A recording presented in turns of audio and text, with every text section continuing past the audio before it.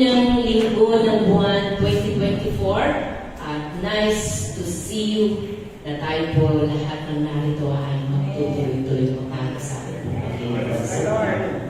At isang kagalakan ng puso ko na makita ngayon si Nanay Gamay. Salamat sa Panginoon. Before pa ako mag-start, kanina na nakita ko po siya, na-remind ko ako ng aking dream na ako po naroon po tayo sa kabila sa Bonanza. Yes. Nagkaroon pa ako ng isang panaginip at ang panaginip na yun, magpahanggang na yun, hindi po nawawala sa isip ko. Sapagkat ang panaginip na yun, involved po si Nanay Gamay. May tatlo pong babae akong nakita po noon sa panaginip ko na nagkaroon po ng parang trahedya, nagkaroon po ng commotion. At yung tatlong babae na nakahiwalay po, kasama po si Nanay Gamay, ayaw ko na pong banggitin dahil may dalawa po siya, pero kilala ko po siya dahil nakita po sila sa Bahayan ng Cristo. But while doon po sa commotion na yon, nakita ko po si Nanay Gamay kasama ng dalawang babae na sumisigaw. Sabi nila po sa akin, Pastora, paano kami makakabalik dyan? Paano kami tatawid? Sapagkat nagkaroon po ng may mga nakita po ako ng mga nakahandusay, iba't ibang grupo ng tao. Pero sila yung tatlong tao na yun na identify ko na galing sa SMK. So sumisigaw po ako sa kanila. Ang sigaw ko, sabi ko, huwag po kayong matakot. Sabi ko sa kanila, huwag kayong matakot, sundan nyo yung tinig ko at dumaan po kayo dito sa daan na to. Alam niyo po ba, kaya hindi ko madalimutan si Nanay Gamay. Pupuntahan ko siya, yung nakita ko na tumawid. At sa pagtawid niya yun, nakita niya muli ang daan pabalik. Pupuntahan ko siya, kaya hindi ko siya nalibre. Share ko nito sa marami. Meron pong isang member, sabi niya, bakit hindi ko makita yung daan? Sigaw siya ng sigaw. Sabi niya, hindi ko makita yung daan. Sabi ko, andyan, sundan mo lang yan. Maririnig mo yung tinig ko. Yun po yung inaan ko sa kanya, maririnig mo yung tinig ko. Alam niyo po ba, hanggang sa namulat pa ako, nilising pa ako, nalulungkot pa ako sapagkat pupuntahin siya ang hindi ko nakita na nakatawid. Alam niyo, hanggang ngayon, nakikita ko kaya may mga tayo tinatanong ko, nagtatanong ako sa mga nakakilala sa kanya, sa may communication sa kanya. Nalulungkot ako sapagkat nakita ko kung paano ang hirap na bumangon at makakagbalik loob sa amin. So, thankful ako na Nanay Gamay. Alam ko, sinabay ko man na kapapatuloy ko siya. Hindi ko siya nawala kahit naan ko siya dito po sa atin. Naging masaya lang po ang puso ko na nakita ko siya ngayong pumaysa. Every time na makikita ko siya, natutuwa pa ako. Dahil hindi ko po malimutan yun. Alam, siguro may mga ilan na nakakaalam ko alam po ang nangyari sa buhay niya, naging experience niya, at noong mga time na nagkakapwentuhan pa kami talagang naano ng heart niya, hindi nawala na magpatuloy sa paglilingkod sa kabila ng kanyang mga pinagdaan. And until now, nakita ko po siya kanina, natuwa ako. Tuwa-tuwa ako.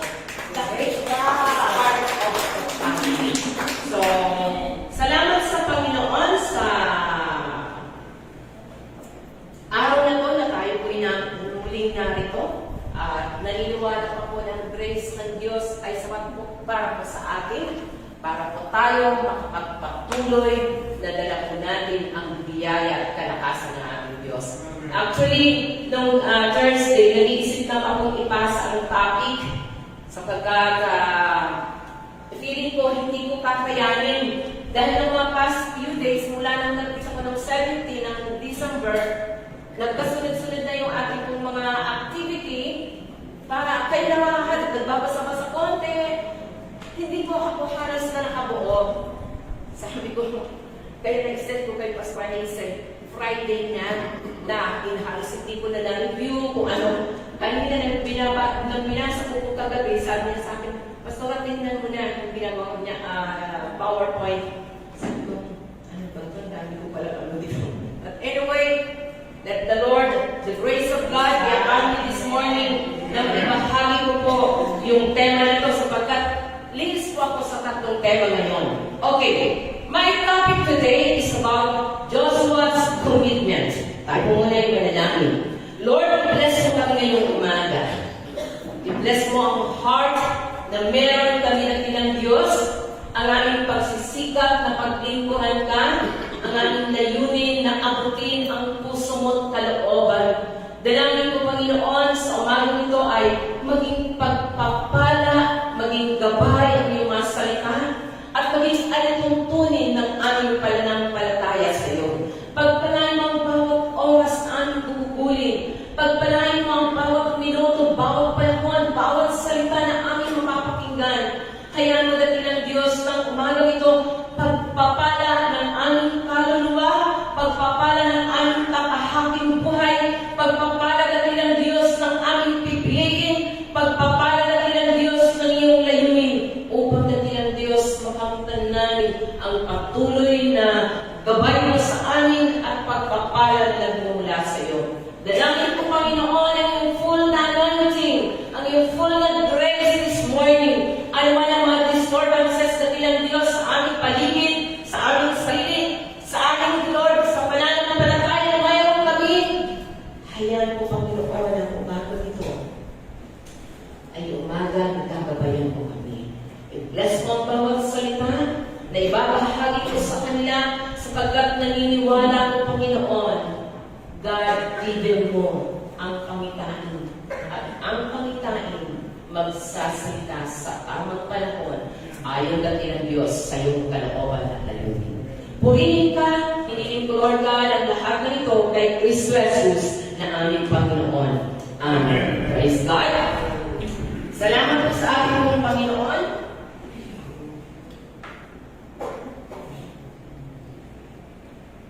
To God be the glory.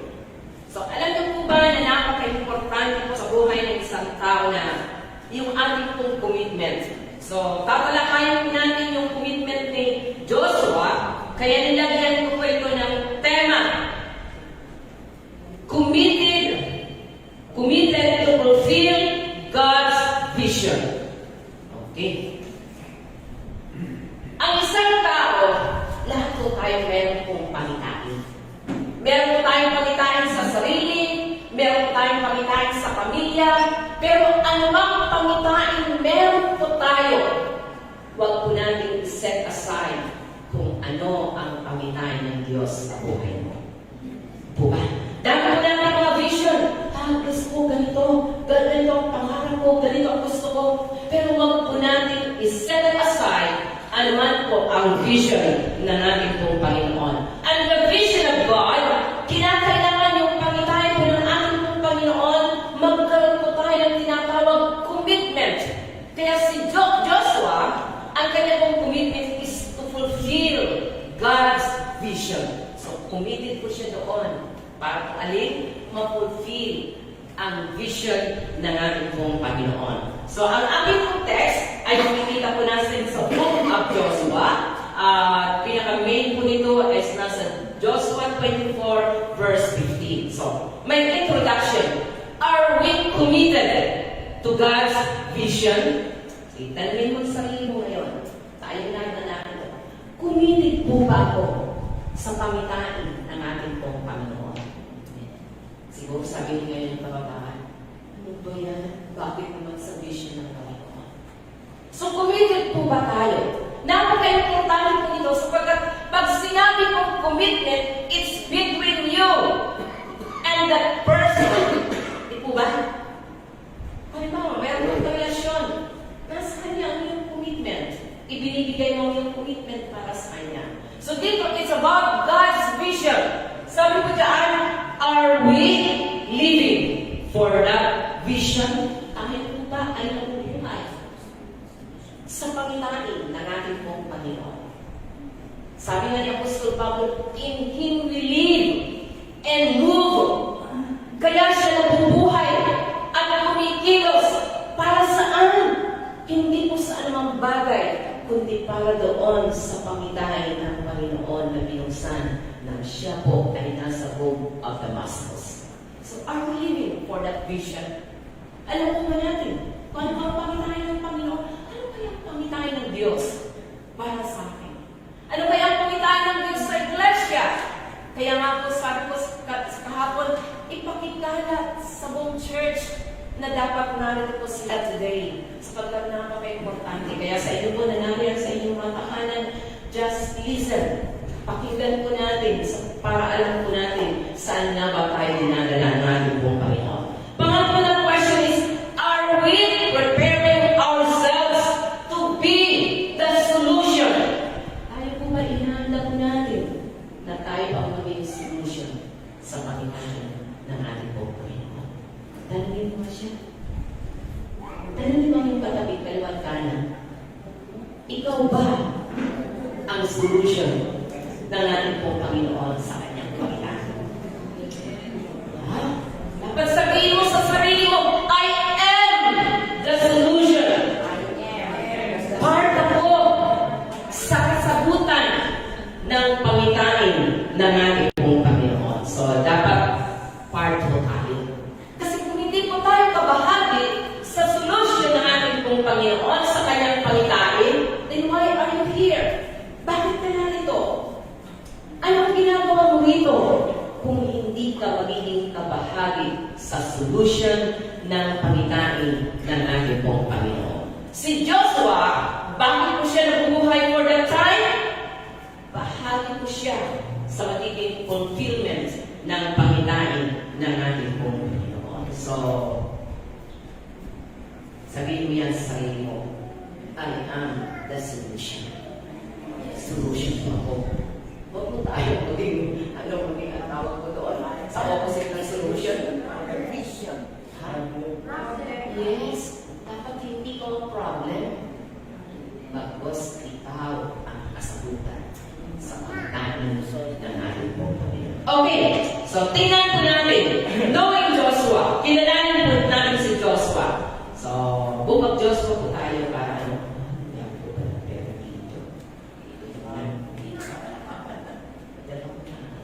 Okay. So, dito po tayo sa book of Joshua. Para makilala po natin si Joshua, kukuha po ako ng ilang mga bagay, ng ilang book para makilala po natin po siya ng lubusan. Okay. Joshua comes from the tribe of Joseph, the eldest son of Jacob and Rachel. Siya po ay nanggaling po siya sa tribe ni Joseph. But the tribe was given in memory of his youngest son, si Ephraim. So, tingnan mo yun. Sabi ko, Lord, si Ephraim ay anak na bunso ni Joseph kay Rachel. So, makikita po natin po yan. He is the son of Nun or Jehoshua in Numbers 13 verse 8. His original name is Hosea, but Moses called him as Joshua. So, pangalan pala ni Joshua yun is Hosea. So, si Hosea na andito po ba? Nandiyan si Hosea. Makikita mo mabuti para alam mo paano hulugan ng pangalan mo. Nang ibig sabihin ng salitang Hosea or Joshua is Savior. Wow! Naging Savior ka pa yan ng iyong family, Hosea? Sabi yan, Hosea, ang ibig kong sabihin is Savior, deliverance, or salvation. Galing naman. So, kikita natin kung bakit Joshua ang kanyang tinawag. Their family or clan, their family or clan is known as warrior or army.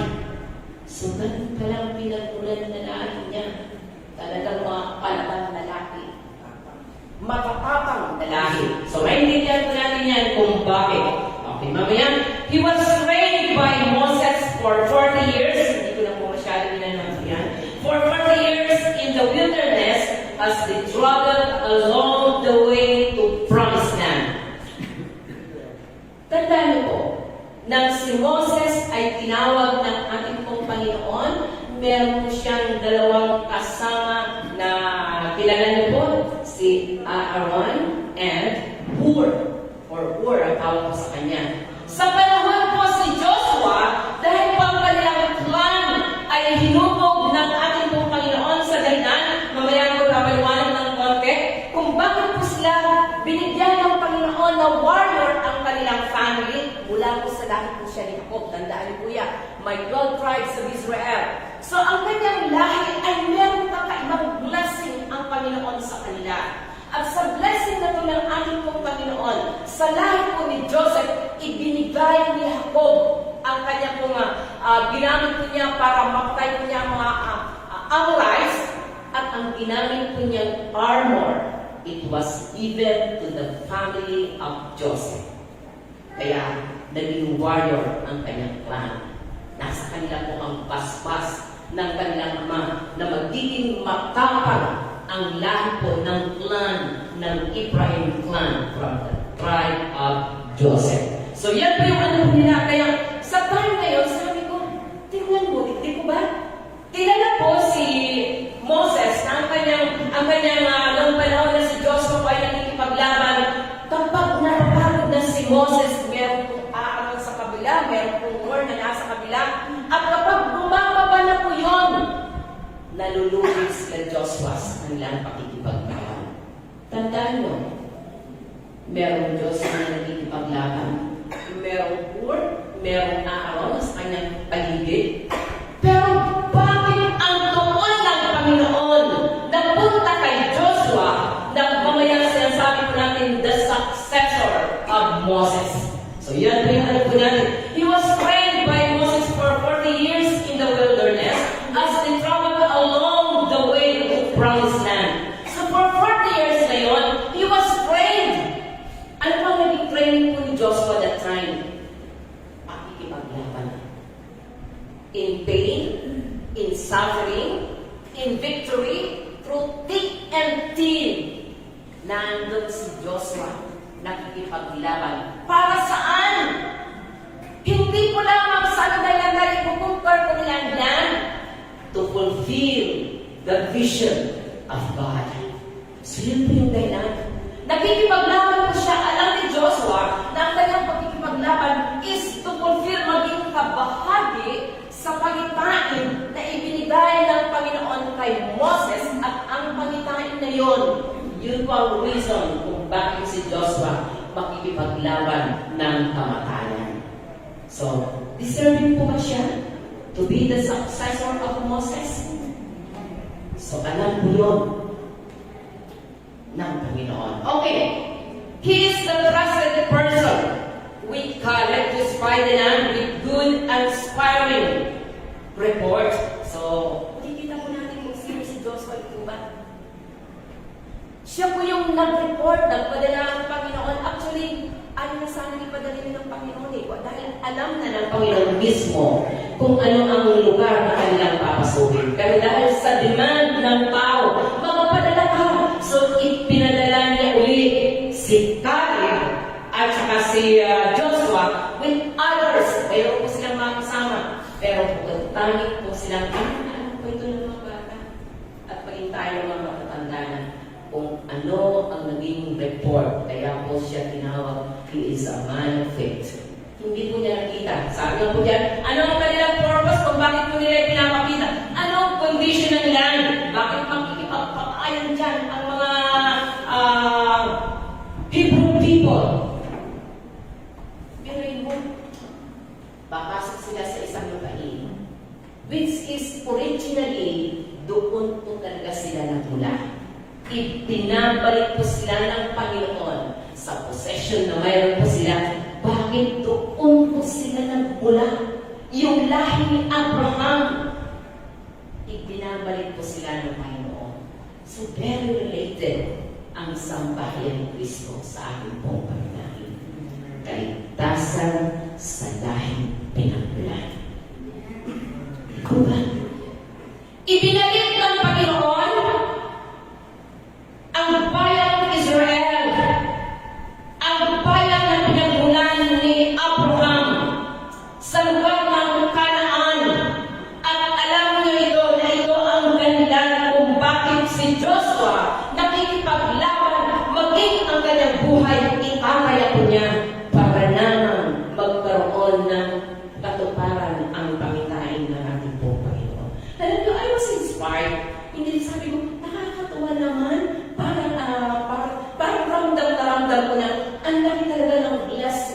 ng logo ng SM Pay. Biruin mo, nakakabit tayo doon sa pangitaan ng Panginoon sa bansang Israel. That the Lord is calling them. Pinabalik sila ng Panginoon kung saan sila nagmula para abutin ang bayan at buuin ng ating Panginoon. Inspiration ko pala po yun. Kaya mabuti ka lang sa Panginoon. Sabi niya, the condition of the land. Kumusta ang mga tao na naroon? Bad or good? Weak or strong? Ang lugar ba ay wood? Napapaligiran ba ito? Or open? Alam niyo po, napakaganda ng report ni Joshua kay Moses. Hindi niya nakita mga giant. Nakita niya ang pangitain ng Panginoon. This is the place for you. And you are going to harvest sa lugar na yan. Dahil yan ay pangako ng Panginoon para sa iyo. Sabi ko dyan, the family of Joshua received a special blessing from his forefather. Mula po yun sa kanyang mga lolo't lolo. Iwain mo yan, hindi ba tayo, hindi ba natin alam yung ating mga lolo't lolo kung ano kanilang ano doon. So, si Jacob po, in Genesis chapter 40, binasa ko yung buong chapter na hanggang 15. In Genesis chapter 48, nang malapit ng mamatay si Jacob or Israel, binigyan niya ng blessing ang kanyang 12 tribes. Yung 12. Tandaan niyo po na si Joseph ay pangalawa po na family ni Jacob kay Rachel.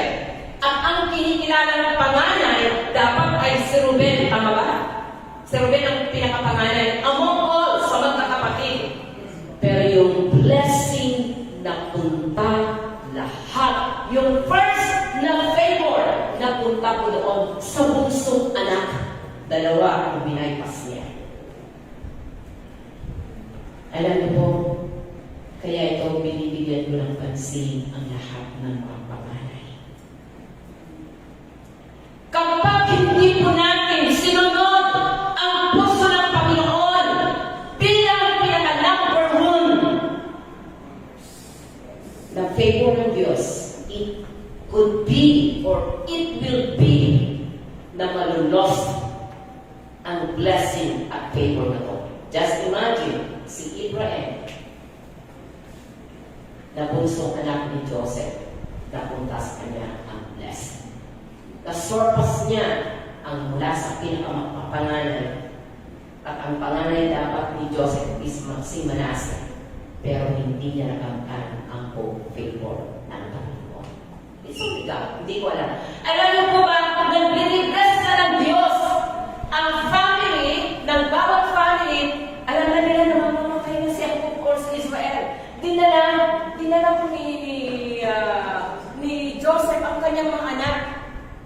Inilagay niya sa kanyang right hand si Sa right hand po niya is si Manasseh at sa left hand niya ay si Joseph.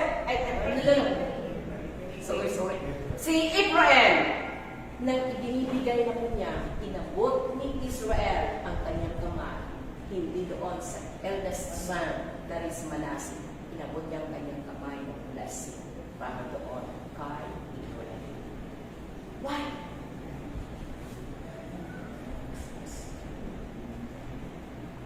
I'm challenging all the eldest son. Be careful dahil hindi mo wala ang blessing favor ng Panginoon. Lumakad ka sa ways ng Diyos at makikita mo ang favor ng Panginoon sa iyo. Sabi mo ni Joseph sa kanyang mga anak, kaya sa kanyang father, Ama, hindi po yan ang aking panganay, pero mali din ang kanyang hawak ng kanyang kamay. Sapagkat ang nasa kamay niya na nasa kanan, iniaabot niya sa kanyang tatay. Hawak niya si Abraham. Nasa kabila, pero iniaabot niya sa kanya. Ano ang sagot ng nanay?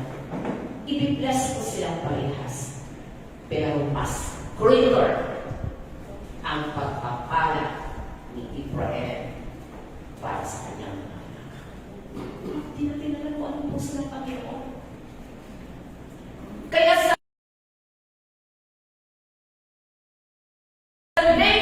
tanging ang kanilang family, ang kanilang clan, ang nakuha po nila ang center ng Palestine. Kaya doon po sila itinalaga ng ating pong Panginoon.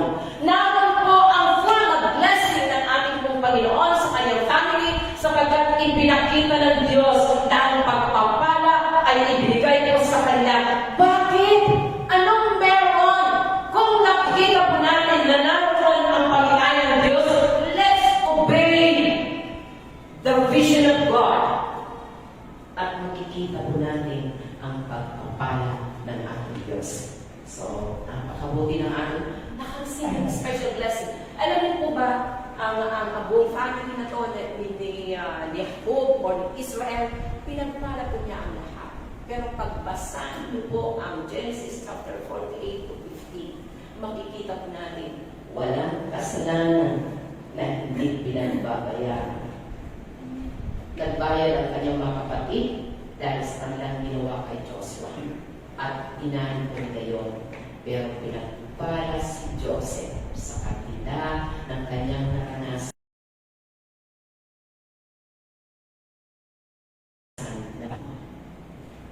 Okay, so sabi po sa Joshua, tandaan niyo po ba, tandaan niyo na he will become warrior and conqueror. Joshua chapter 1. Okay, anong reflection ito?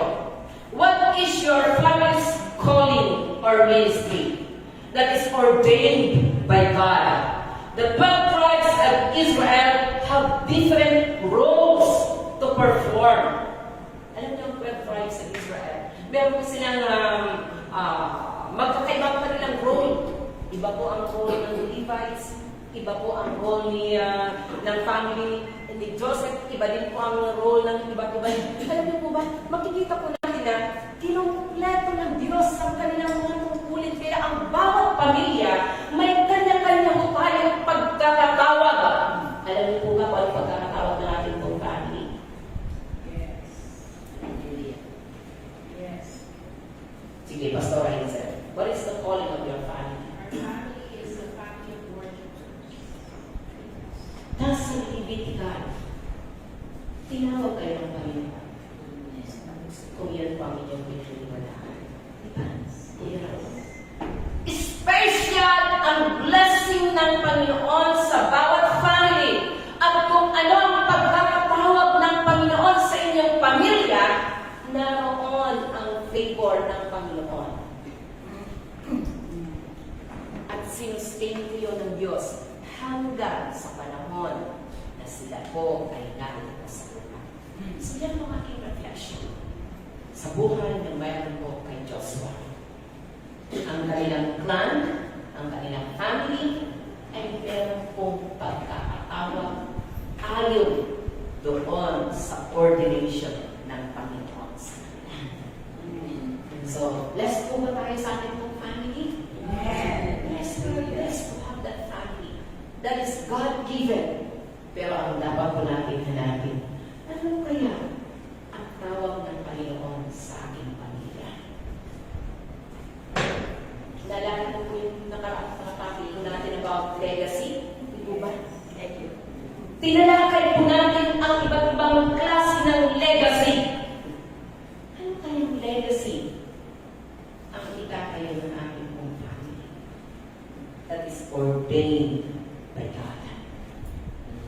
Nakikita niyo na po ba? Mahirap maging akila ang Priscilla. Nasa giving ministry yun. Si David at kanyang family, yung blessing ng Panginoon kay Juda, sabi niya, ang kanyang scepter ay hindi po mawawala sa kanya. Nagkawasak-wasak po silang lahat. Pero time will come, that blessing ay hindi na. Bakit? That is God's vision and ordination sa bawat pamilya. So, magkaroon tayo ng reflection. Ano kaya ang nais ng Diyos sa aming family na magiging part sa solution ng pantayin ng ating Panginoon? Hello? Okay. So, dapat ipag-pray natin ng mag-asawa. Lord, ano bang pamikain mo sa aming family? Para maging part sa solution ng pantayin ng Panginoon. Masyado naman kayong tahimik. So, nakikita niyo naman ninyo? Ano bang pamikain ng family? Hindi kayo sigurado pag-usapan niyo. Hindi. The 12 tribes of Israel ay meron pong ibinigay ng blessing and favor.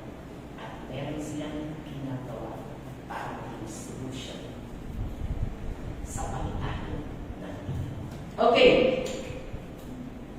Pangalawa, tingnan po natin, knowing as a leader. So, kilalanin po namin si Joshua as a leader. Pupulit makakos ko agad ito. He is appointed or commended by his leader. So, tingnan niyo po ha. Si Joshua, hindi po lamang po niya ito ginusto. Hindi lamang po niya, ito ang desire ng puso ko, ito yung aking layunin. Makikita po natin na ang kanyang leadership was commended by his leader. Kinilala po ang leadership ni Joshua ng alin ng kanyang tinatawag the mentor of his life. Mayroon pong nag-mentor kay Joshua. At yun po ang kanyang leader, that is Moses. So, tingnan po natin. Sa ating pong family, meron po tayo mga tinatawag na mentor.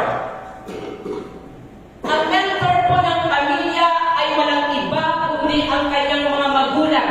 Siya po ang magiging guide ng inyong pamilya, especially the father one. Sapagkat ikaw ang ama, ipinagkakatiwala sa iyong mga kamay ang buhay at kinabukasan ng iyong mga anak. Kaya magkatuwang sila ng kanyang ina na magiging gabay, na magtuturo sa lahat ng bagay sapagkat ang nanay ang lagi pong katuwang. So tingnan po natin, si Joshua sa leadership under Moses, sabi ko dyan sa Deuteronomy 31:7-9, Joshua was ordained by Moses in front of the congregation at the age of 120. The retired age of Moses ay dumating na. So, dumating ang retired age na.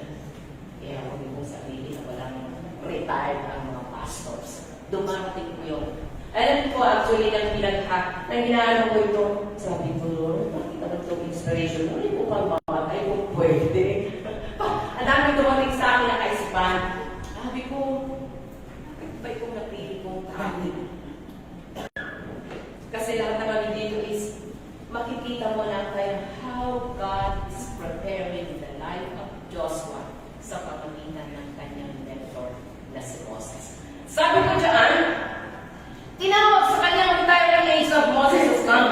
40 years training in war, in pain and success. His loyalty was proven.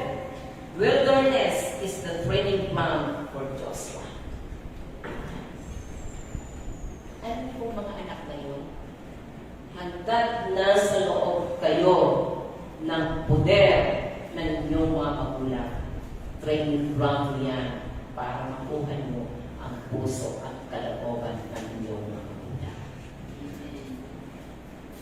It is your time na i-train kayo ng inyong mga magulang para maging mature para sa susunod na life na inyong journey. Hindi kayo basta-basta makakawalan ng mga magulang nyo na hindi kayo dumadaan sa tinatawag training ground ng inyong parents. Hello? Amen. Si Joshua sa panahon ng training ground na yun, that is 40 years, my goodness! 40 years na hinuhubog ni Moses si Joshua. Pero hindi natin narinig na nag-complain si Joshua sa panahon ng hinuhubog siya ng kanyang mentor para maging isang araw mag-a-arise and shine si Joshua. Tingnan mo mga kabataan mo natin ngayon. Wala pang 40 years.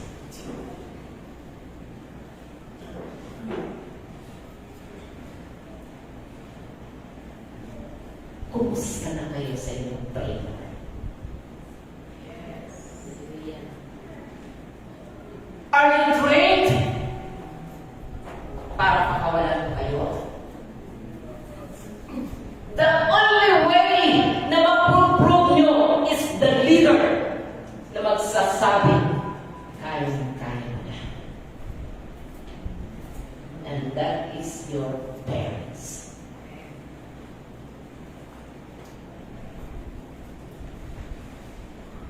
Sabi niya, 40 years training in war, in pain, and success. His loyalty was proven. Pagkatiwalaan ko ng anak ko, kaya na kitang pakawan siya. Why? 40 years is enough for you to shine out and prove that you are mature enough para being a part of the challenges in life. Oh, grabe naman yan. Siguro sasabihin ng mga anak, grabe naman yan. Ano ba yan? Alam niyo po ba kung bakit? Mag-asawa ka ng 25. Pag nagka-problema ka, tumatakbo ka pa rin sa magulang mo. Diba? May mga anak na hanggang ngayon, di ba nanay kamay, malaman mo ang problema ng anak mo, nahanap ka na kaagad. Di ba, Pastor? Bakit? Hindi pa siya nagpo-full ng kanyang maturity. Ngayon pa nga lang, dalagang binata pa lang kayo, gusto mo na. Ang marami ngayon, naririnig na natin, laki ko na rin yan kayo dito. Ma, graduate na ako! O ano, kung graduate ka na. O, diba may mga calls pa rin? May mga calls pa rin na, no? Bakit? Hindi pa sapat ang training ground. Kaya inabot ng 120 years si Moses. At ibinigay niya ang at panahon ayon sa perfect plan. Now, sabi mo diyan, the time has come for him to rise up and shine. May takdang panahon. Huwag kang magmadali. Bilangin mo muna 40 years. Malay sa'yo, bigay sa'yo ng Diyos 50 years. Ganun lang mga kabataan sa akin. Joke lang. Nasa depende yan sa atin kung paano tayo magmamature. Pag given and proven and invented, masaya siya ng pagkakawalan tayo. Payapang-payapa si Moses. Hindi po mamamatay na si Moses. Iniisip pa rin niya, Diyos ko, ano kayong mangyayari sa bansa ng Israel? Hindi. Payapang-payapa siya. Alam niyo, ang mga magulang kung bakit siguro si Pastor Jerry, yung time na pinapasok siya sa Lord, nakikipag-party buhay, ako, napakalit pamitong. Bakit? That's true. Nag-prayer ng isang magulang. Na alam niya, may mga anak pa siyang umaasa sa kanya. Yan ang dahilan kung bakit ayaw ba namin mamatay. Diba? Nilumar. Oo, ugod-ugod na. Pero gusto pa rin niyang makita kanyang mga anak na may establish hanggang sa kanyang mga apo. Kaya si Moses, tingnan ko natin kay Joshua. In Numbers 31:16, God's faithfulness to Moses remains delayed in his own native land, but the work is still undone. Sabi ng Panginoon kay Moses, Moses, di ka makakapasok. Tumutuwa ako na binasa ko itong number 31:16. Sabi ng Panginoon kay Moses, Moses, hindi ka na makakapasok sa promised land. Makikita mo na na. Tandaan mo ba? Ang pangitain was given to Moses. Pero nag-transfer ito after 40 years. Kanino? Kay Joshua. Na-capture po ni Joshua kung ano ang pagkain ng kanyang ama, ng kanyang mentor. Nararamdaman kaya ito ng mga anak? Alam mo, itinakabit ko ang aking preaching sa ating pong panahon ngayon. Naramdaman ko ng mentor, ng kanyang mentee, kung ano ang puso ng kanyang mentor na to, na ang kanyang dahilan ng kanyang pangitain, idadalhin niya patungong promised land. That's the vision of God for Moses. Dadalhin mo ang bansang Israel, rinig ko ang kanilang mga panalangin, dadalhin mo sila sa lupang pangako. At ang lupang pangako na ito, ito po yung lupa ng kanyang mga ninuno, ibabalik mo sila doon. Walang kaligtasan sa lahing pinagmulan. Sabi nga ni Rizal, ang hindi lumingon sa kanyang pinagmulan ay hindi makakarating sa kanyang pagmulan. So, let's remember. Alam mo po ba, naalala ko ang logo na to. Ang logo po ay binigay kay Pastor Bert. Diba? Hindi ko alam kung bakit sa'yo nagsimula ko ito. Ibinigay ang logo. Pero it was unveiled in our time. Ano bang nakapaloob? Ano bang laman nito, Lord, ng sampayan ni Kristo na to? Ano ang niloloob nito? Hindi pa natin alam kung saan tayo patungo. Kay Moses, very clear. Dadalhin mo sila patungong promised land. Pero dumating ang retirement age po ni Moses. Sabi niya, sabi ng Panginoon sa kanya, ibabalik lang kita sa iyong pinagmulan. Dito ka maiilan kung saan ka nang kain. Alam niyo yung impact sa akin ko? Kaya nang in-unveil ng Diyos ang logo na to, bring Christ to your family bago ka mag-go beyond. Amen. Diba? Ibinalik ng Diyos si Moses sa kanyang lugar at ang nagpatuloy si Joshua sa kanyang kapatuloy. Sabi ko, Lord, thank you. Ibigay mo ang pagkain kay Pastor Bert. Dahan-dahan mong binuksan at kung magpapatuloy ito sa manahon sa susunod, naniniwala po ako na mas marami pa tayong pamilya. Dating ang palang sabi ng Panginoon, you will possess the land. Kung saan dinala ko kayo para saan? Church, ang vision ng ating pong sambahayan ni Kristo is dalhin si Kristo sa ating pong pamilya. So, are we the solution? Ipakilala po natin si Kristo sa ating pong pamilya and beyond. Kaya, responsable ng pamagunan, dalhin po natin si Kristo. At tayo ng mga anak, kayo ng mga anak, dapat mag-capture nyo ang vision na to, na kapag kayo mag-build ng family, sikapin nyo, nakita kayo yung pamilya, naroon si Kristo, na siyang pangunahin kung bakit dala-dala natin ang logo ng sambahayan ni Kristo. Amen. Build your family, na sentro na iyong pamilya, ay walang lakot dito ang ating pong Panginoon. Ngayon parang hinupupo po tayo. So we can plan high beyond your family. Maabot po natin ang mga taong ito dahil ang ating pong pamilya is trained by God para saan? Sa Panginoon mo ng ating pong Panginoon. And beyond. Kapag po ang ating pong pamilya, hindi po natin mauubog.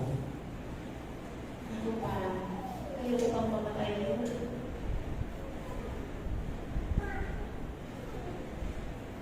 Itayo po natin sa pundasyon na si Kristo ang ating pong talatala.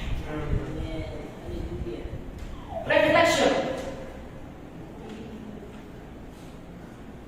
Are we in the right hand of our leader to make that vision fulfilling?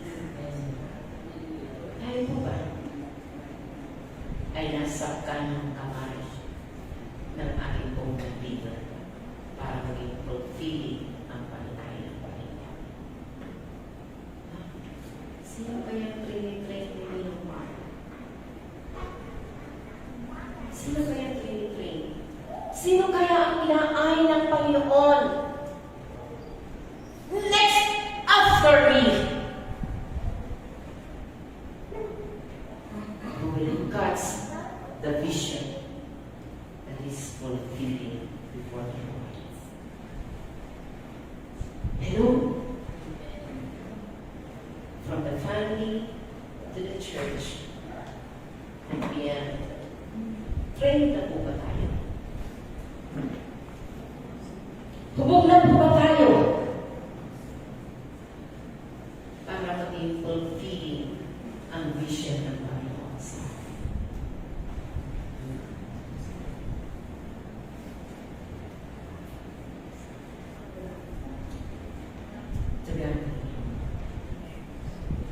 So, ang mga magulang po namin hindi po tumitigil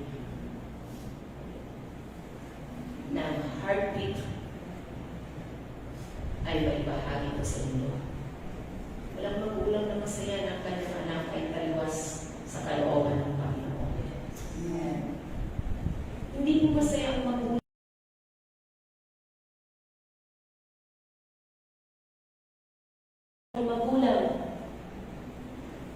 na mawawala sa mundo nito. Ang kanyang anak ay wala sa kamay ng Diyos. Yun po ang pinakamalaking kabiguan na dadala niya hanggang kamatayan. Church leaders ng pamilya, leaders ng church, we have that vision. And let that vision be fulfilling dahil tayo po ay nasa kanang kamay ng Diyos. Alam niyo po ba ang right hand? Bakit lagi ko right hand ang ginagamit ng ating pong Panginoon? Ibig sabihin, the co-equal honor. Kaya nga natin pong Panginoon, di ba? Nalagay ko siya sa kanang kamay. Kaya ang isang anak na nasa right hand ng kanyang magulang, ibig sabihin, capture niya ang puso ng kanyang magulang. Ano bang nais? Can hear the beat, puso ng damdamin, ng iyak ng isang magulang para ilagay ka sa right hand. Vision that is fulfilled. Tama po. Hallelujah. Number 2, appointment by God. So, appointment ng kanyang leader, ganito na po natin kung gaano-gaano ng appointment ng Diyos kay Joshua. Moses' work comes to an end, and God raised Joshua that the word of God may continue. True leaders will arise and shine in times. Ano kung makikita mo ang leadership kahit sa pamilya lang? Makikita mo ang leadership ng mga anak. Kapag may problema, alam na kaagad kung paano gagawa ng solution. Mararamdaman mo yun, kaakibag mo kaagad, katuwang mo kaagad. Ramdam na, kaya siguro yung sinasabi, hindi ako paborito talaga ni Pastor si ano. O paborito mo ni, buti na ako dalawa lang. Diba? Paborito talaga ni Ate Emma si ano. Alam mo po ba, naniniwala ko, it's not the term faithful. But though the Bible says may paborito talaga sila na, kundi ito yung taong malagit sa puso niya. Bakit? Lagi siyang gumagawa ng solution para sa at peace ang puso ng kanyang mga magulang. Gumagawa lagi ng solution para ma-at peace ang puso ng kanyang mga leader. Gumagawa lagi ng solution para bigyan ng katugunan ang anumang problema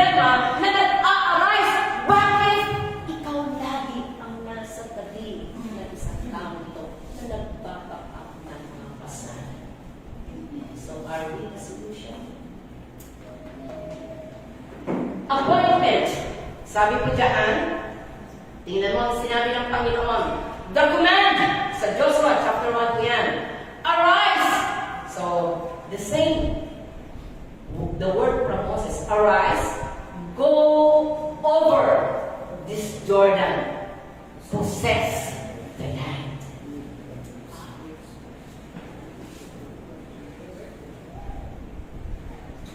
God gives full instruction. Ano ang kanyang ano? Where to go, what to do, where to go. So, alam po ba natin, kailan ba tayo dapat? Kailan ba dapat sumulong ang mga leaders? Kailan mas dapat sumulong ang mga anak? Alam niyo ba kung anong dapat na gawin? Alam kaya ng church kung ano ang vision ng Sambayan ni Cristo? Okay, pipick up ako. Sige na. Meron po ba ditong youth? O young people muna. Anong tawag sa inyo? Young adult. You, CJ. Alam mo ba kung anong vision ng church? Okay.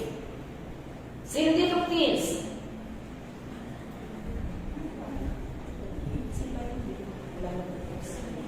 Yung nasa likod niya, Nasa likod din na nailaman. Sino yan? Audrey. Audrey. Do you know the vision ng SNK? Wala din. Di ba nalimutan nila? Alam niyo, pag hindi kayo tutuloy sa akin, lalo ko kayo tatawagin. Okay, kung leader na to. Matagal, Sister Nancy, what is the vision of the church? Vision ng church. Lalabas ko ako para basahin.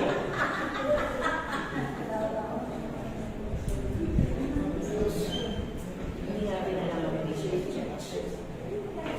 Okay, Pastor Jerry, sagutin mo na lahat sila. Parang awam na. What is the vision ng SNK? Ito na po siya. Okay, Pastor.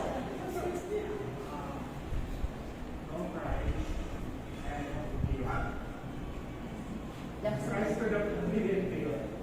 Rise to rise to the family and beyond.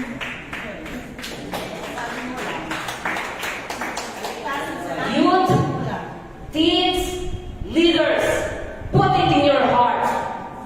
Kung ano ang panginain ng Sambayan Cristo. To church tayo dito dapat alam po natin. Isang taon po natin ito na dinidiscuss. Kailan lang na nabigyan tayo ng ano nga ba itong Sambayan ni Cristo? Na nagtitipon-tipon tayo. Basta member ako ng Sambayan ni Cristo. Why Sambayan? Ang Sambayan ni Cristo, naroon si Cristo. So we need to bring Christ in our family. Kaya nga may tahanan, pamilya po natin, dalhin po natin si Cristo. Sabi ni Moses, ng Panginoon kay Moses, pumunta ka sa Ehipto, sa ilabas mo ang ating bahay. Dadalhin mo sila sa lupang parako. Nang mamamatay na po si Joshua at si Moses, sabi ng Panginoon, arise, go, possess the land. Sabi niya, go over this Jordan. Kailangan malagpasan po natin ang Jordan. Ang daming obstacles today. Alam mo na Kristyano ka, pero hirap po natin dalhin ang ating pong pamilya. Sabi ng Panginoon, go over this Jordan. Ang Jordan po ay malaking obstacles para kay Joshua. Pero ang sabi niya sa kanila, God gives full instruction when to go, what to do, where to go. At alam po natin kung anong panginain ng Sambayan ni Cristo. Okay. Alam niyo po ba, magbibigay na po ako ng, makakain po kayo niya ng Cristo Rema. Sabi ko na, mayroon pa akong kausap na pamangkin ko. Meron pa akong tanong sa kanya na rapto. Sabi ko, anong dala-dala mo ng authority na panghahawakan mo na ikaw ngayon ay nagbabahagi sa ating kong mga mahal sa buhay? Sabi ko sa kanya, anong dala-dala mo? Sa akin walang problema para hindi tayo magkaroon tayo ng arguments, masasaktan mo ako, masasaktan kita pag sumagot ako sa iyo. Pero meron lang akong tanong, sagutin mo ito directly bawat tanong ko sa iyo. Sabi ko sa kanya, anong dala-dala mo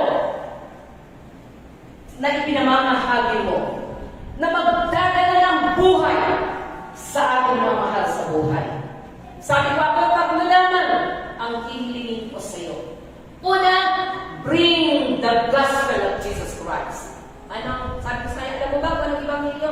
Makakapag ko na nagsasalita. Anong dala-dala mo? Baka may dala kang iba. Ang dapat na dalhin mo ang ebanghelyo ng Panginoon. Anong ebanghelyo ng Diyos? Narito ang kamatayan, narito ang kapanganakan, kamatayan at pagkabuhay muli ng ating pong Panginoon. Kapag hindi ito ang dala-dala mo sa iyong mga kalahi, stop doing that. Dahil narito ang kapangyarihan. Bakit si Kristo kinakailangan ko natin dalhin? Narito sa ebanghelyo ng ating pong Panginoon ang kanyang kapanganakan, kamatayan, at pagkabuhay ng muli. Pangalawa, sabi ko sa kanya, anong authority ng iyong pinangangaral? Saan ka kumukuha? Hindi pwede na, dahil ang Bible is the only authorized na dadalhin mo. Wala kang dadalhin na iba, kundi ang Word of God. Pag dala-dala mo ang Word of God, bakit sabi ng Panginoon, ang salita ng Diyos is given by God as inspiration para ituwid, magturo, gabayan, patungo sa matuwid na pamumuhay. So kung hindi mula sa Word of God ang dala-dala mo, matakot ka. Dahil ang sabi ng Panginoon, hindi lang pwedeng magdagdag ang bawas. Ito lang ang dala natin. The gospel of Jesus Christ. The authority ng Word of God. At ang pangatlo, sabi ko sa kanya, tatlo lang ito, memorize mo. At ito, ang pangatlo is the transformation.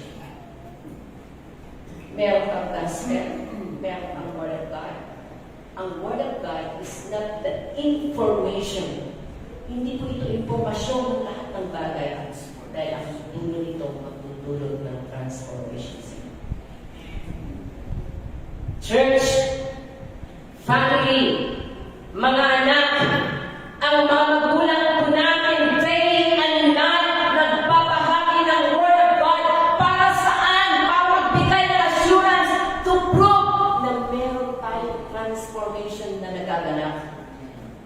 At ang transformation, ito ang magbibigay ng validity sa Diyos para maging kabahagi ka ng tinatawag sambahayan ni Kristo. Hindi po ito sambahayan ni Kristo na natin. So, balik po ba tayo? Nagpagdala ng tatlo na to? The gospel, the Word of God, and the transformation. Sasagutin niya sa harapan ng Diyos. Sabi ng Panginoon kay Joshua, when to go, what to do, where to go. God's reminder for Joshua sa kanyang success. Sabi niya, now to depart the book of life, meditate day and night, observe to do all that is written. So, be strong and be courageous. Malaki tayo pang dala-dala. Kapag ang ating pong pamilya is under the gospel of Jesus Christ, under the authority of Jesus Christ, the kanyang word, and transformation by the power of Jesus Christ, meron kang validity para makapasok sa tinatawag eternal hope of Jesus. Tugahan mo ang Pangako ng Panginoon, promise 3:5. Sabi niya, every place that the sole of your feet shall tread upon, that I have given you, as I said unto Moses. So makikita po Mabilis po yan na makikita po natin ang kapanggalingan natin po. Lahat ng kanyang pangako, makakapagpalo na yung na natin po. Tayo po sa words. So, reflection, leaders are called by God. God wants us to arise now. Go over or to cross over. Kailan? What to do? You have to move on. You have to fight on. To prove na ikaw ang tunay ng success. Amen. Sabi yan, all of us are leaders. Saan ba? Go over, all of us are leaders in our home and even in our family. Okay, my last time. Possessing the vision.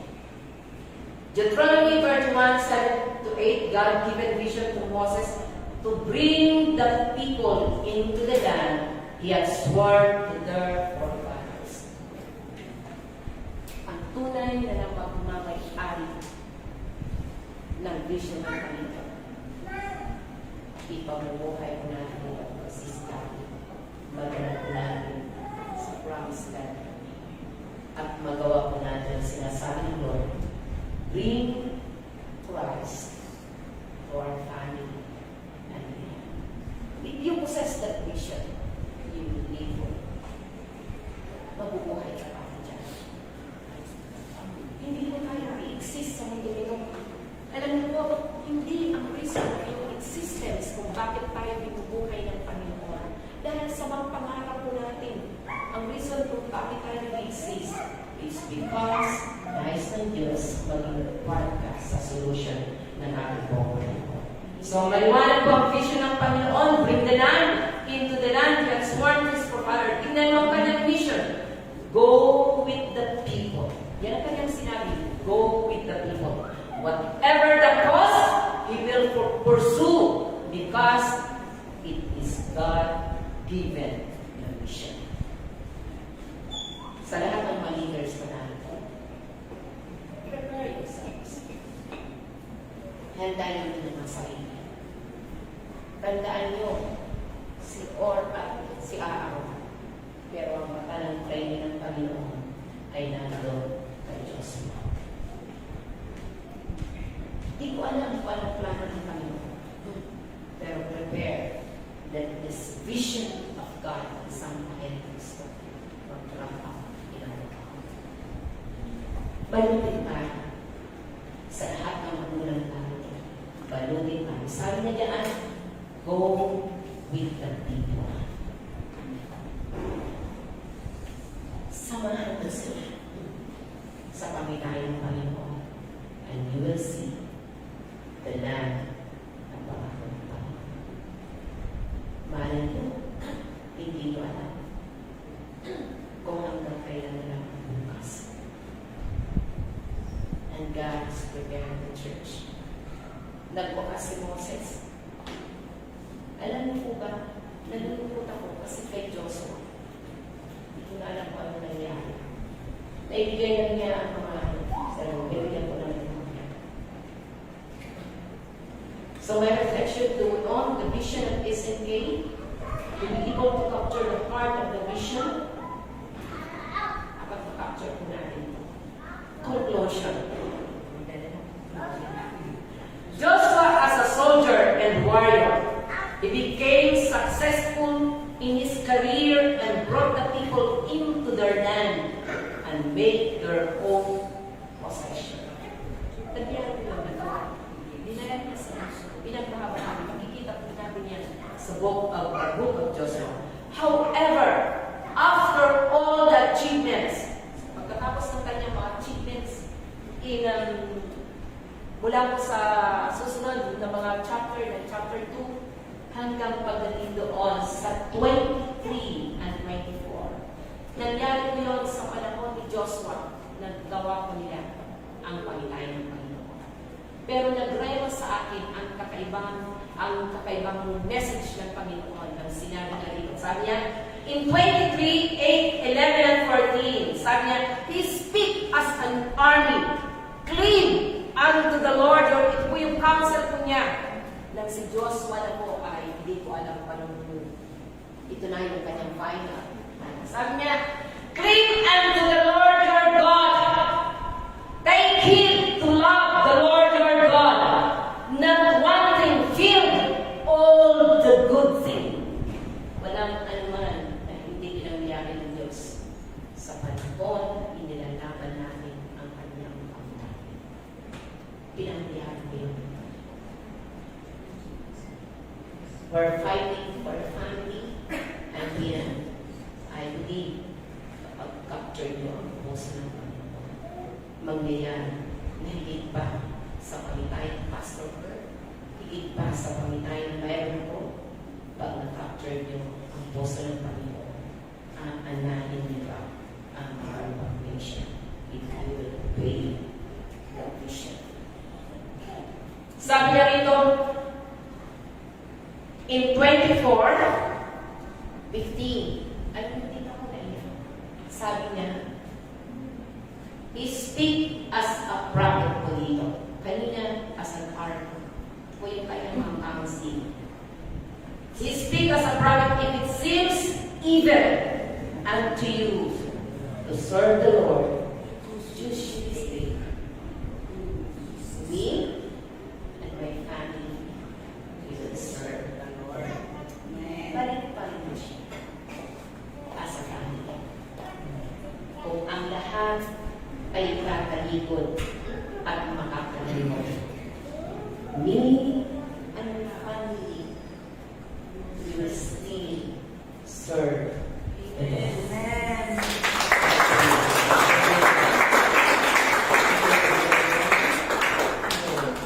May reflection. Achievements will come. Marami po tayong nagiging mga achievements. Achievements ng iyong family, achievements ng iyong career, achievements ng lahat ng bagay na meron sa mundo. It will be yours.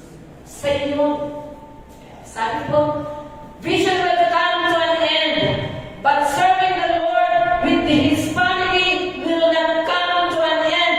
Our vision for the family is not only an earthly vision, but rather for eternity. So let's pursue and live for it that God will bless our family. He will never forsake us. Church, live for the vision of God. Leaders ng family sa inyong pamilya natin. Mahalin po natin ang panginahin namin. Kung paano sinabi ni Joshua, ingat tayo family, we will serve the Lord.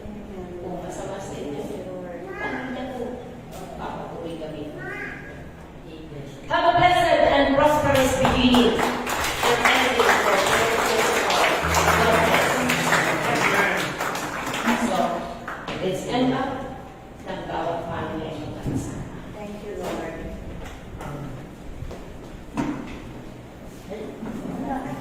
Let's pray for your family.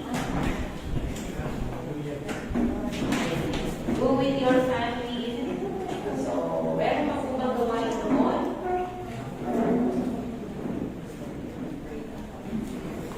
Sige, akin tayo na prepare the session. Simple lang ito. Marami pa po tayong gagawin. Gusto ko lang i-bless ang kanyang pamilya, ang inyong family.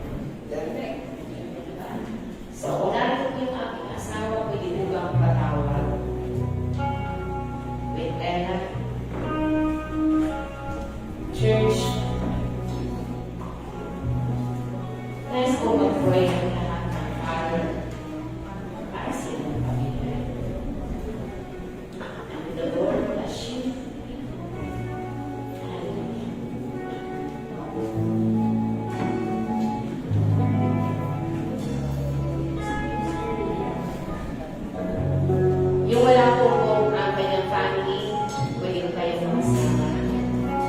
Diyan na lang ang forward. Hayaan mo maging pamilya mo. Basta kung wala siya, kaya siya naman sa akin. Diyan na lang.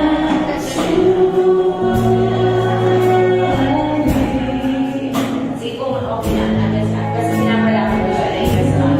Nakikita ko ba si Alejandro at si Janelle?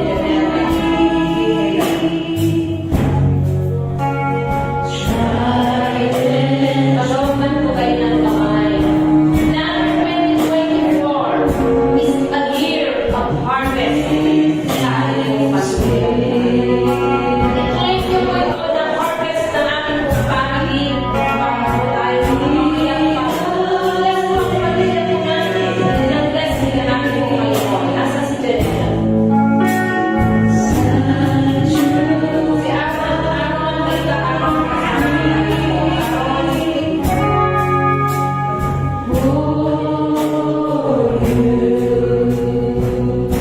Hallelujah. Aaron, tinatawagan kita at si Janelle ang namin.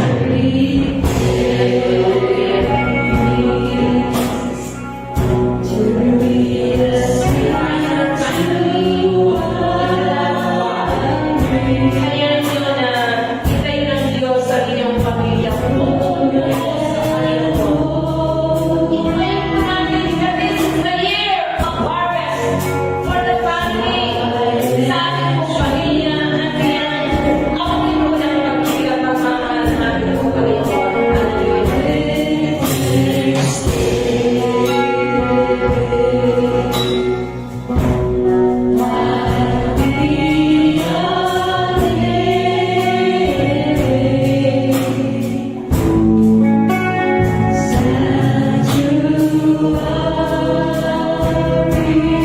Sige, habang niya na nagpapon ng family. Once again, for the last time, calling the attention of our family.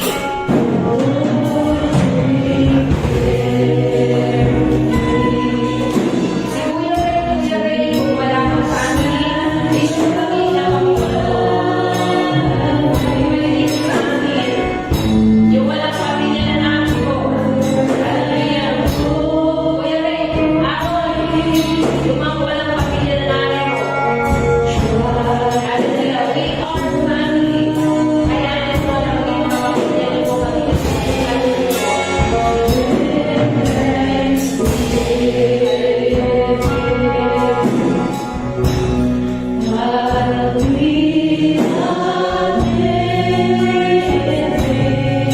Kompleto na siya. I want you to pray for your family.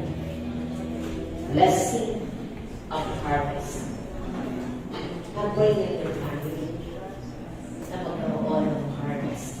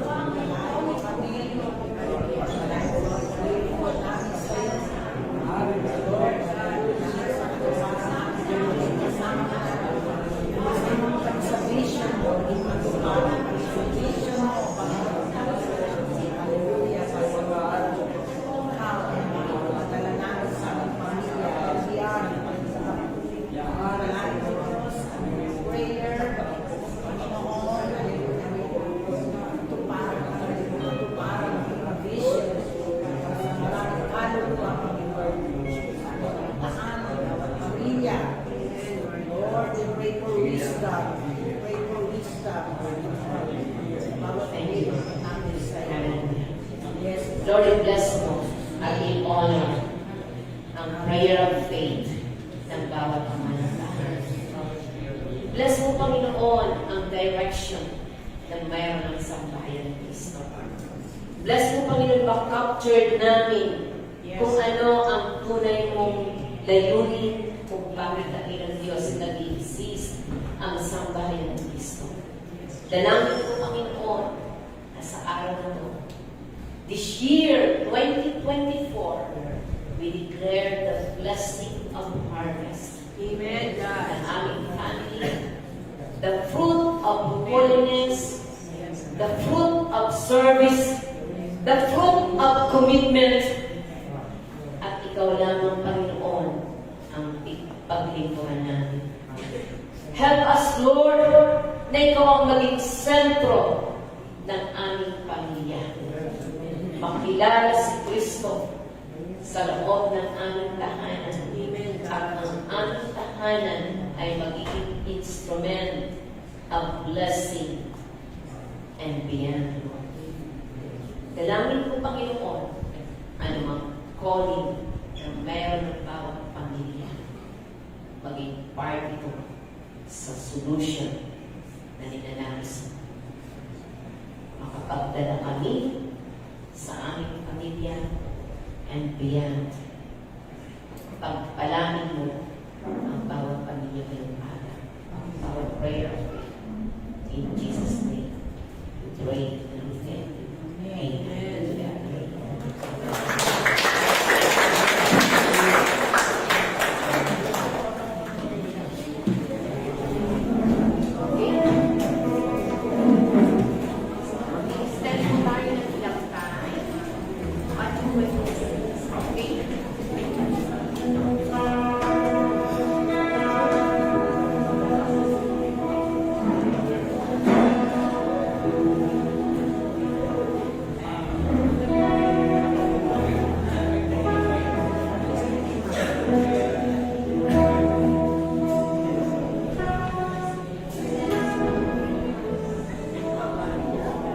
Praise God. Okay.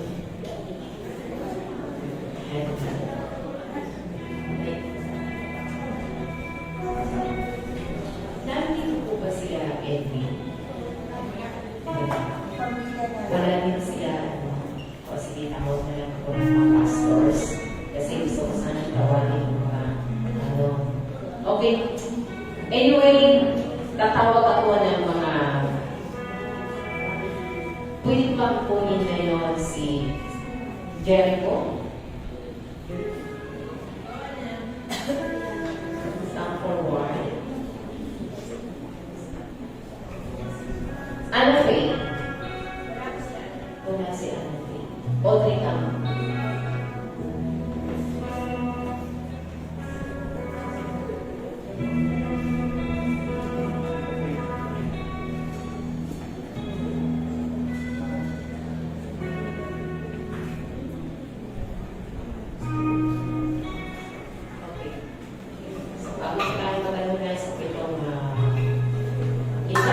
Chapter 26.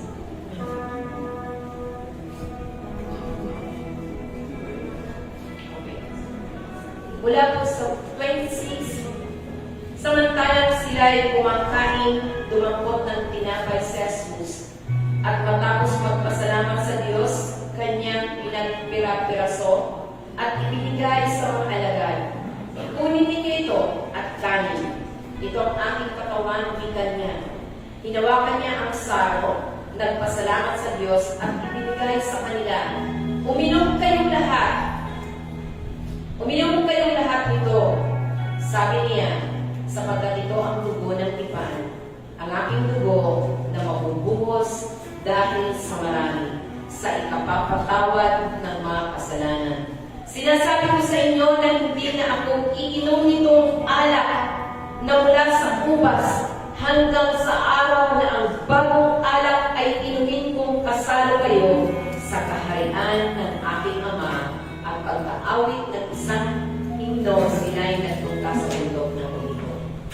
Church, ang ating pong ginagawa ngayon ay commemoration lamang. Inaalaala natin ang ginawa ng Panginoon sa cross ng Calvary para magbayad sa kasalanan hindi niya ginawa. At ang sabi ng Panginoon, ito po yung last na kanyang ginawa dito sa lupa at hindi na kailanman mauulit-uli ang pag-inom ng hapunan na yon. Kailan po ito magaganap uli? Kapag tayo po ay naroon na sa heaven. At sabi niya, kasama niya ang buong pamilya. We are a family and we are blessed to have that family. Hayaan po natin na sa pag-partake po natin ng Holy Communion. I-bless ng Panginoon. Hindi lang ikaw, kundi ang ating buong sambahayan. That someday, sa tinatawag final na pag-inom at pag-alaala, kasama po natin ang ating buong pamilya. Isang glorious family redeemed by the blood of Jesus. Forgiven by the blood of Jesus. Accepted by the blood of Jesus. So, hayaan po natin sa bawat pag-partake natin, Lord, i-reach out mo ang ating family. Pinanawal mo ako, pilinis mo ako, kasama ng aking pamilya. I-claim ko ito para sa iyo. Tayo po'y manalangin. I-pray mo. Lord, we pray for these symbols, Lord God, as we partake this, Lord God, is mag-remind sa amin, Lord God, na mag-reflect na maging way ito upang mas mapatibay pa, Lord God, ang aming tiwala sa iyo, Lord God. And naway, sa buong taon na ito, Lord God, ay mabigay niyo po kami ng lakas upang sungay na lahat ng mga problema dahil nandiyan na para lagi para sa amin, Lord God. And always give us courage and guide us, Lord God. And give us the power and strength na mas mapalala pa, Lord God, ang iyong mga salita, Lord God. And Lord God, mas mapatibay din namin, Lord God, ang aming samahayan, Lord God. Magkaroon kami ng wisdom, Lord God, na sa'yo lamang, Lord God. Amen. In Jesus' name, amen. Let's pray. Okay, serve God. So, hayaan po natin, i-serve natin, maging sa ating mga anak. I-bless po natin sila sa first Sunday po natin ngayon. Control the crowd, kung ating pong mga babies na narito.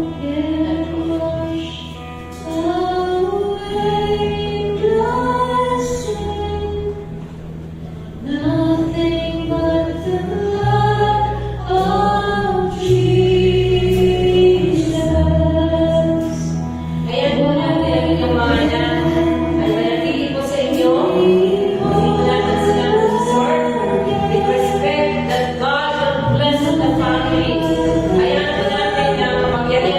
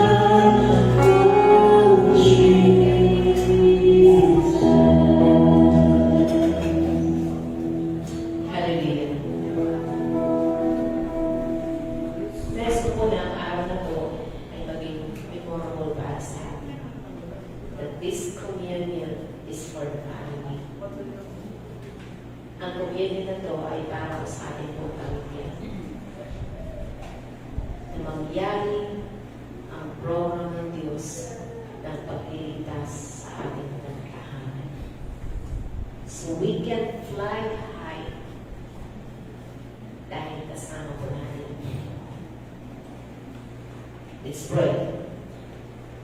O Diyos na makapangyarihan sa lahat, dumudulog kami ngayon sa trono ng biyay. Ikaw na nagbigay ng buhay para sa amin. Ikaw na nagbigay ng pag-asa. Ikaw lang ang Diyos na nagbigay ng pangitain. Dalangin ko sa umaga ito. As we partake this Holy Communion, sinabi mo sa iyong mga salita na Lord, hindi na mauulit ang iyong pag-inom bagkos na bilang Diyos mangyayari ito sa heaven muli. And I pray, Father, Lord, sa iyong makapangyarihang pangalan, sa makapangyarihang pangalan ni Kristo Jesus ng taga Nazaret, na nagbigay ng kanyang buhay upang kami ay mabuhay. Dalangin ko sa sandaling ito, as we partake this communion, remember me and our family. Amen. Saved by your grace and love, abutin mo, Panginoon, ang aming pamilya. So we can fly high beyond, Panginoon, hindi lang sa aming pamilya, hindi lang sa aming mga kaibigan. Help us, Lord, to bring Christ, na ikaw dakilang Diyos ang daladala namin authority. Save our family sa kasalanan, sa karumihan, sa anumang bagay na magpapahiwalay sa amin. Hayaan mo the fruit of holiness be seen in the family upang dakilang Diyos makapaglingkod kami para sa iyo. Sanctify mo, Panginoon, ang bread, sanctify mo ang wine, at magsilbing pag-asa at kalakasan sa amin. In Jesus' name we pray. Amen. Sabay-sabay po natin kainin at pinunin.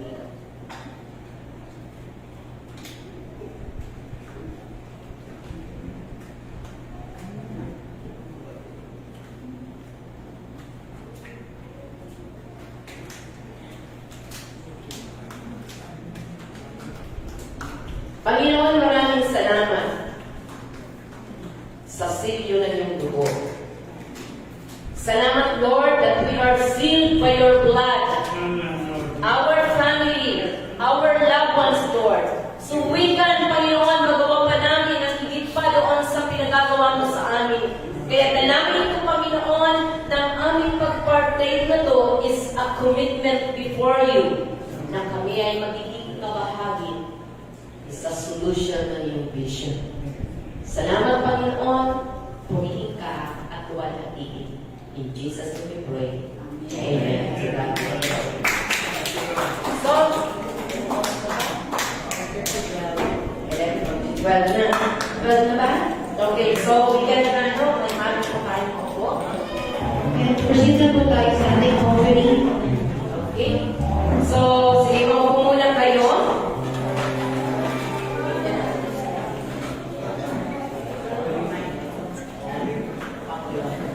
Okay, sit down. Sit down. Maupo muna kayo.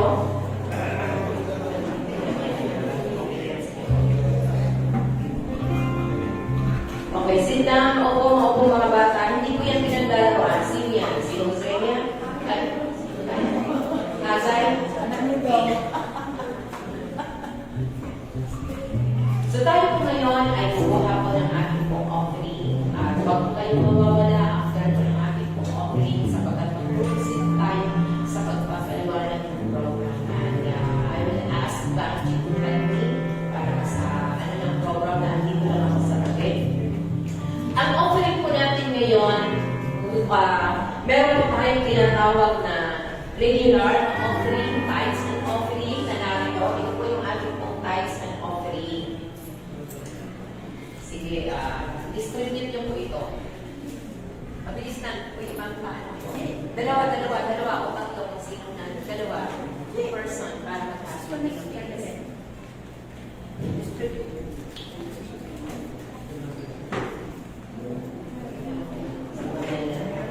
Okay, so yun po yung ating pong tithes and offering, yung kanilang dinidistribute ngayon. Dito nyo po ihuhulog. So, ano po nga, dito nyo po ihuhulog ang inyong pong tithes and offering. Ngayon, meron po tayong isang offering. Ito po yung ating pong i-explain ko po mamaya about the seed of faith. So, ang seed of faith po natin, ihuhulog po natin ito para i-bless ang mga pastor niyo po dito sa SNK. Ano man po ang talaga, hindi po natin ito titignan. So, mayroon po kaming box na binubuo pero hindi pa po ito natatapos. Hindi pa po na natatapos. Ang tawag po dito is seed of faith. So, ang seed of faith po natin, itatanim po natin sa ating po mga manggagawa na nag-labor at naniniwala po ako sa biyaya ng Panginoon na sa bawat pagtatanim lubo na pagpapala sa manggagawa, hindi ko ito babalik sa inyo na wala pong kabutan. I-bless po kayo ng Panginoon to bless us more. So, yun po yung reason. So, ang nakalagay po dyan is seed of faith. So, lahat po tayo pwedeng magbigay sa seed of faith. Pero, ito po yung ating pong offering, asan yung ating offering dito? So, dito nyo po ilalagay ang ating tithes and offering. Pero nga, andito po yung ating pong seed of faith. Ito po yung whole year round. So, wala na po tayong pastoral shower na gaganapin. Dito po lahat po yan ibibigay. Weekly po yan para hindi na po kayo problema pagdating ng December. Ano kaya yung regalo ko kay pastora? Ano kaya yung regalo ko kay pastor? So, kukunin po natin, dito po natin iuulog. Ano man po inyong kakayanan, hindi po yan titingnan ng Diyos and the Lord will bless you po. So, mapupuksan po natin po yun pagdating ng panahon ng December. So, tayo po yung mag-pray. Pray na ba tayo? Hindi ba? O, sige. Luluubin ko na lahat. Lord, thank you so much sa blessing today. Thank you, Lord God, na ginabayan mo kami. Bless mo, Panginoon, ang aming pong offering, ang aming tithes and offering. Bless mo rin ang aming seed of faith na sa bawat pagtatanim namin sa iyo, sa mga manggagawa na kaloob sa amin, pagpalain mo ang bawat kamay. Dalangin ko, Lord God, na yung pagpapala ang lahat ng aming ginagawa Let your name be glorified. In Jesus' name we pray. Amen. Hindi po namin bubuksan ang seat of faith hanggat hindi po dumarating ang December. So, ito pong pinaka-practical power in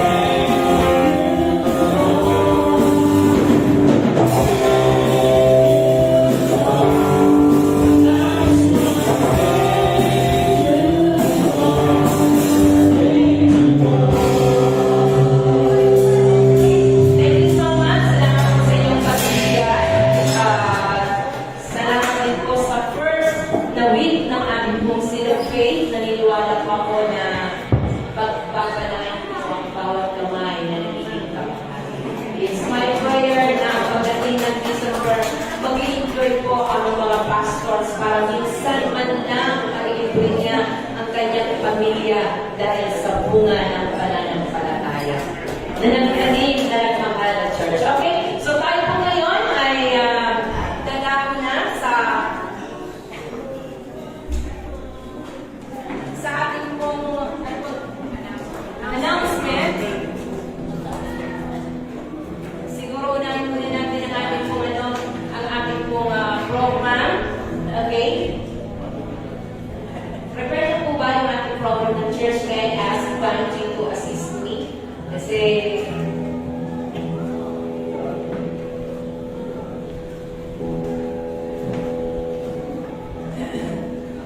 announcement. Malagay ko regular naman yan na announcement. Text namin na natin yan.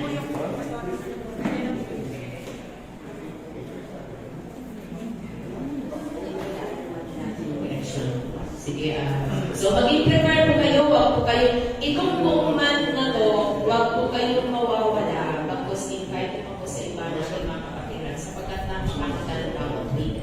Andito po yung ating election, dedication, tulad po ng January na pinanay. So sa ating po pagtatapos, sige naman, para matapos na tayo. Thank you, Lord. Maraming salamat, Panginoon, sa iyong kapatiran, sa iyong pagpapala ngayong umaga. At salamat sa iyong paggabay. Naway ang pag-ibig ng Ama, biyaya ng Diyos na nakakapagmubay ng Diyos sa Espiritu Santo ay manatili. Ngayon at magpakailan pa man. Amen.